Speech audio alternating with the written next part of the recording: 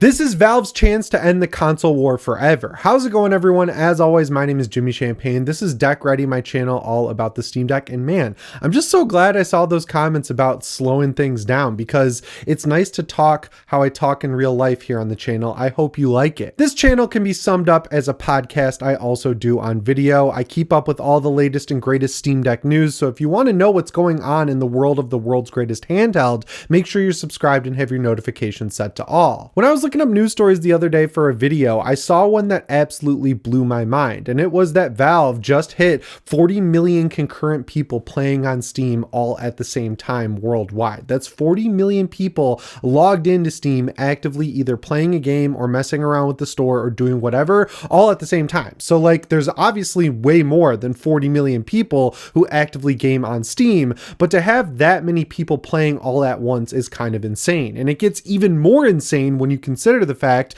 that in December, they hit their other record of 39 million people playing all at the same time. So right around Christmas, they hit their record, and then they broke it in the middle of February. So clearly PC gaming is growing. We all know this. It's not like a revelatory thing. It's just growing at a rate that I feel like a lot of people don't take into account, especially in the console space. I don't want to gas myself up too much, but I feel like I'm uniquely equipped to talk about this. I don't know why uniquely is so hard for me to say, but yeah, I'm uniquely equipped to talk about this because in addition to Deck Ready, I run a channel called PS Ready. So this one is all about the Steam Deck, but that other channel is all about the PS5. And the reason for that is I play 50% of my time on the PS5 and 50% of my time on PC. You know, the games that I like to sit back and just play on the TV, I use my PS5 Pro, and the games that I want to take on the go or, you know, use a mouse and keyboard with, I'll play on the PC. And for the longest time, it has been a pretty even 50-50 split. But really, ever since the Steam Deck came out, I've been drawn to the PC a little bit more, and it's clear that a lot of other people, whether they had a console or never had one before, are feeling the same feelings I am. And it's weird because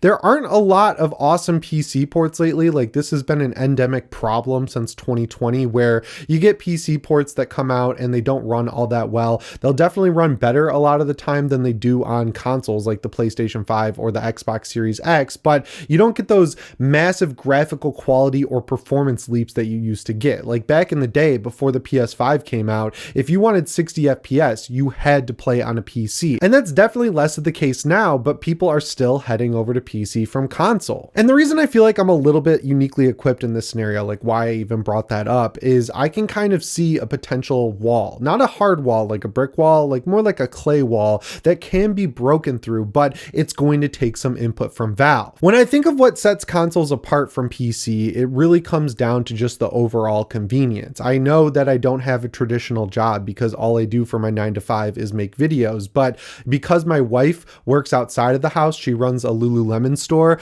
I do a lot of the stuff around the house. I had to learn to clean, I had to learn to cook. Not the most fun stuff in the world, but I also do a lot of outdoor work. My dad's got a cabin out in the woods. I love going out and helping him out there. So I'm doing stuff a lot outside, which means that a lot of my day is split between making videos and doing outdoor work and indoor work. So even though I don't have a traditional job, I'm still kind of burnt out at the end of the day, and nothing is a bigger wall for me in terms of just sitting down and playing video games than having to deal with Windows and all of its quirks and problems, like drivers updates, like Steam updates that are multiple tens of gigabytes big. Even if my monitor is going to address the fact that my PC is plugged into it, which happens more often than I'd like, there's all these little annoyances that come along with playing on PC that I sometimes just don't really want to deal with. So what I do is I go upstairs, double check and make sure my wife isn't watching The Bachelor or one of her TV shows, because she'll just give me the TV because she's nice like that and I want her to watch her shows too. And if I get that situation where the big TV upstairs is open, I'll fire up the PS5, I'll play a game that's already probably running, if I'm being honest, like Hunt Showdown or the Crew Motorfest. And while I'm not getting the insane high quality experience that I'd get out of something like, say, Kingdom Come Deliverance 2 or Red Dead Redemption 2, I'm still having fun playing video games. And I think the key metric there is the convenience factor, right? Like when you get a game on PC, there are potential road bumps that you can run over that kind of hinder you from actually being able to just fire up a game and sit back and relax and play it. Whereas with console, I mean, yeah, you've got to update games once in a while, or the, you know, the system firmware has to update, but the amount of time it takes to sit down at the PC and and fire up a game versus the amount of time it takes to sit down at a console, hit the power button on my PlayStation controller and just get into a game is dramatically shorter, mainly because of things like rest mode and how simplified and streamlined everything is on a console. And it's not like a blame game, right? Like, I'm not saying that it's worse effectively on PC. I'm just saying that because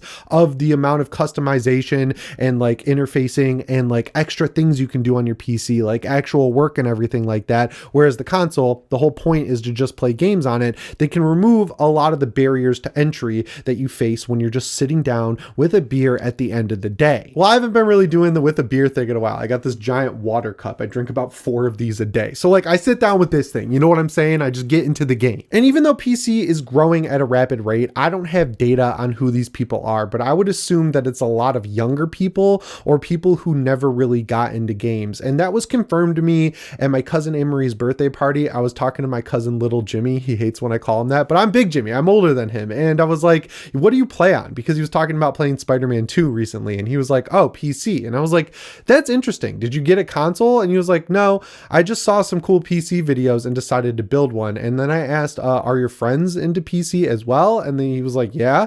And I was like, did they start on console? And he was like, no. So I feel like a lot of the people coming into the PC space are younger or have never played on console. And I feel like that's the wall that they're facing. They're going to need to transfer some people over from console. And I think they've already solved the problem. They just need to take it one step further. So the reason the Steam Deck is so great, and the reason I think this channel does so well, is because it really does a good job bridging the gap between console and PC. Like, I have a decent knowledge of how to work with a PC because I've had one since high school and I know the basics and a little bit more of the advanced stuff. Like, I can change out parts, I can work with things like RTSS, I can work with things like rebar and forcing DLSS 4, like the basic top level stuff that's a little bit more advanced than like what your dad can do on the computer. But I'm by no means a coder. I don't know what undervolting is. I don't know how to overclock a GPU. I don't know anything like that where I'm actually messing with the power and performance of the specific parts. I can just do things that are easy enough to Google or learn through a YouTube video, kind of like when I'm working on my car. And the cool thing about the Steam Deck that sets it apart from a Windows PC is that it gives you that capability if you want it, but if you don't, you never really have to go into the desktop. Like, it'll install Google Chrome for you. You can run it from the game mode if you want, but if you really want to play older games, like download all the old Need for Speeds like I did off that Abandonware Reddit post, or emulate games like Tony Hawk's Pro Skater 4, because as time goes on, we are finding out that they're cutting more and more content from Tony Hawk's Pro Skater 3 and 4, so you just want to go play the old one, you got to go to the desktop for that. And while it is easy, you never really have to interface with it if you don't want to. You can effectively treat the Steam Deck like a beefed up Nintendo Switch that can take advantage of your entire Steam library. And if you really never wanted to go onto the desktop side, you don't have to. It's only when you want to start tinkering and screwing around with stuff or mess with emulating where you'd have to go to the desktop side. And I don't really know what Valve is thinking. I don't talk to anyone who works there. I don't know anyone who works there, but it is obvious that they want to make this operating system more ubiquitous for the reason that they want a failsafe, right? Like, if Microsoft, knowing that they're going into competition with Valve, making this new Xbox styled interface that's going to be part Windows, part Xbox OS, it's going to be on a handheld, you're going to be able to play PC games and Xbox games on this handheld. I'm sure Valve wants a failsafe in place to make sure that if Microsoft ever cut off Steam or did something to Windows to make it so that Steam is hindered in some way, they'd have a defense. And that's where Linux and SteamOS 3.0 come in, right? Like, they have a new operating system that they can put 100% of their focus on. And for that, they need to grow their user base, which they're doing because they just hit 40 million concurrent users. And that number shouldn't necessarily scare Sony or even Microsoft or Nintendo just yet, because we know the Steam Deck isn't selling anywhere close to even something like the Vita, which was seen as a massive failure. But I think they have a little bit of a reason to be nervous because, of course, the next logical step for Valve is to make a console. And I know it's leaked over and over again. I know they are internally working on something, but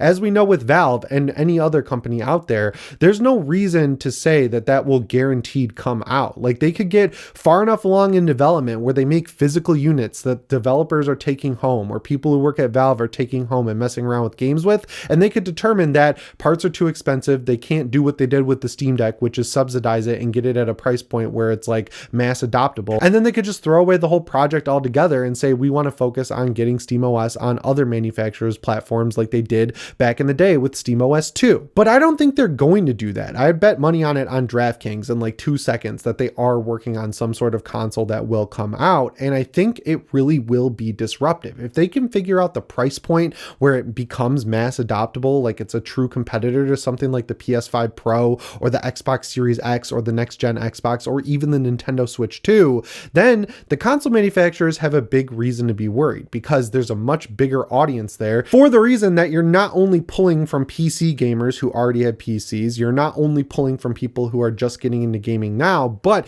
you're at that point competing with Sony and Microsoft and Nintendo by saying, hey, if you've gamed on a console for the longest time, maybe like try buying this Steam console. We do sales all the time. You can get big bundles on Humble Bundle. You can get many keys for Steam very cheaply and build out the library you've already built out. Or you can come over to this side of the fence, keep your games on the other platform, play those games there, and get all your new games on PC. There's a big, wide open new space that people are now just discovering, which is going to increase excitement for that space, and it's going to get more people interested in coming into PC gaming. And even outside of these metrics, like, 40 million concurrent players, I can see it growing. I started this channel exactly 3 years ago, right before the Steam Deck came out. And I have my own data to kind of see that this is all growing. I can't actually show it to you because YouTube doesn't allow it, but basically when you upload a video on YouTube, it gives you a ranking out of 10 at the exact same point in time. So if I uploaded a video yesterday at 1 p.m. and I uploaded one today at 1 p.m., it'll track that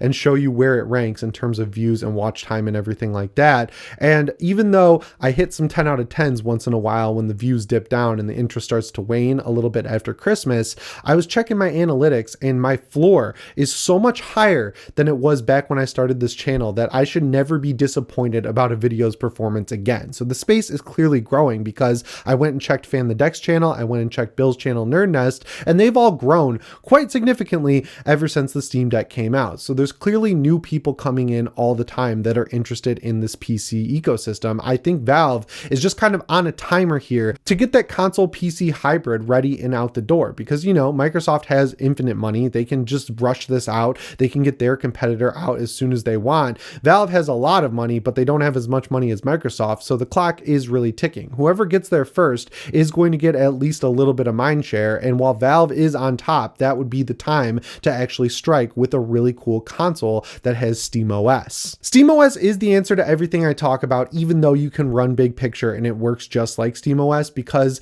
the Steam Deck has one key feature that most gaming PCs don't. You can leave a game running in the background as if it's in rest mode and turn the thing back on and get right into the game. So if Valve goes through the effort to make their own hardware that is a console PC that sits under your TV, I'd imagine it'll come with some sort of rest mode that other Windows PCs don't have. Or if you can set it up, because I know if you can, someone's going to let me know in the comments, it won't be as complicated or, hidden as a secret like it is right now. Because if it was a feature that was easy to enable, I would have done it a long time ago. That kind of is my white whale. It always has been my white whale when it comes to PC gaming. Like, how does this become as convenient as gaming on a console? And I really enjoy the Steam Deck because from the jump, like when they announced it, I was like, this is a really positive step in the right direction. And now 3 years later, everything I thought has been confirmed, but I don't think I set my expectations high enough. And if they can get that console out the door sooner rather than later, I feel like the Steam Deck will remain a complementary device. Like, I see the comments, I see people talking about it all the time, where new games come out like Monster Hunter Wilds or Rise of the Ronin, and the Steam Deck just effectively can't run them. The games are just too big, too beefy, they don't work well enough on the device, whether you're using the lowest settings or frame generation or whatever weird little trick you want to use. The games simply do not look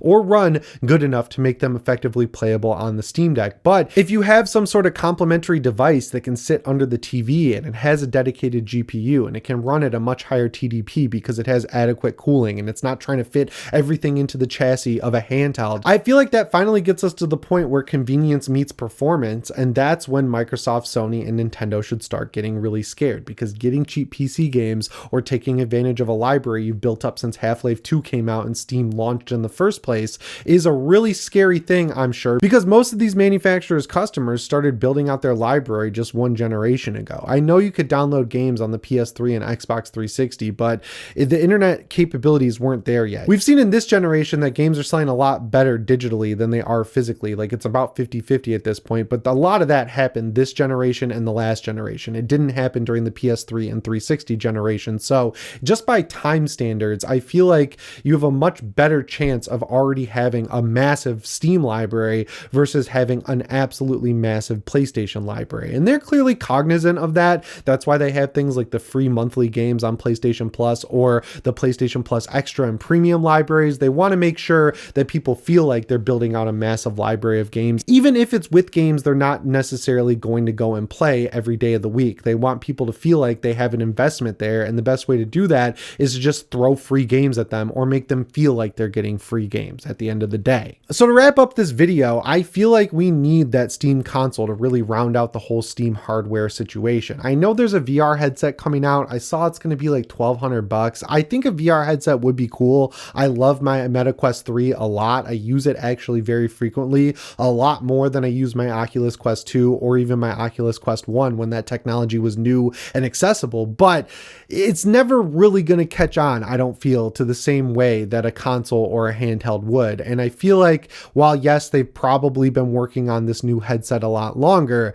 they should shift resources and prioritize the console more, because if they don't, they're going to lose the race that they're in with Microsoft. And I don't know if they know they're in a race with Microsoft, but I feel like we'll be looking back in a couple of years saying, wow, this was the point where Microsoft and Valve really started entering competition with each other a lot more than they did in the past. I'd love to hear from you down in the comments if convenience is a big factor for you. I know I'm a little different than a lot of the people who watch this channel because they always let me know how great and easy Windows is to interact with. You're different than me. We're different people. I know I could put a lot of extra time in to learn how to interface with it the same way you do, but as I said in the beginning of the video, time is the most expensive currency, and I don't have a lot of it at the end of the day with all the stuff I got going on. So I'd prefer things move towards a little bit more of a convenience factor to match up with console a little bit better. They've already done it with the Steam Deck. I'd like to see it transition more into the desktop range and truly get to that point where you can have a PC sitting under your TV and it's not going to be